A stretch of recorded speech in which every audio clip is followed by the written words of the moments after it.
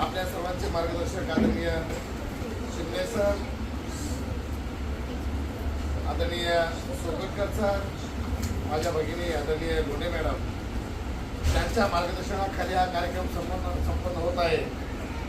असे आदरणीय M Patil sir, आता बऱ्याच वाघिणींनी दरकाळी मारलेली आहे आणि फिर हम कर रहे तो अभी शेर आ रहा है. वाघ क्या शेर आ रहा है, तो बड़ी अच्छी बात है.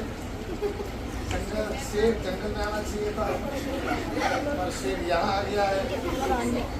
और शेर जब आता है तो बिना दहाड़े वो खामोश नहीं बैठता है. आज 1 अगस्त तो स्वातंत्र्य सेनानी तथा मी शेंगा खाल्या नाहीत आणि मी टपर उचलणार नाही असं ठणकावून शिक्षकांना सांगणारा स्वाभिमानी विद्यार्थी बाळ गंगाधर टिळक यांची जयंती, यांची पुण्यतिथी. तर सगळं बदल घालून घाव मग सांगून गेले भीमराव. असा फक्त 1.5 दिवस शाळेत गेला आणि महाराष्ट्राचा छत्रपती शिवाजी राजा रशियामध्ये नेला, वाजवला आणि गाजवला असे थोर साहित्यरत्न तुकाराम उर्फ अण्णाभाऊ साठे यांची जयंती. भारतामध्ये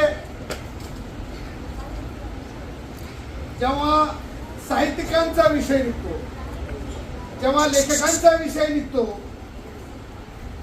जो माणूस शाळेत 1.5 दिवस जातो, त्या 1.5 दिवसाच्या कालखंडाचं त्याचं विवेचन, शिक्षकाशी झालेलं ते वर्गातील भांडण आणि तिथून शाळा सोडून जो विद्यार्थी पळून जातो, पुन्हा शाळेचं तोंड पाहत नाही, पण त्याचं कर्तृत्व, त्याचं लेखन, मग ती फकीरा असेल, वेगवेगळ्या कविता असतील, वेगवेगळ्या वगनाट्य असतील, वेगवेगळ्या कादंबऱ्या असतील, याच्यातून या देशातील नव्हे महाराष्ट्रातील विशेष करून व्यथा मांडण्याचं काम अण्णाभाऊ साठेने केलं.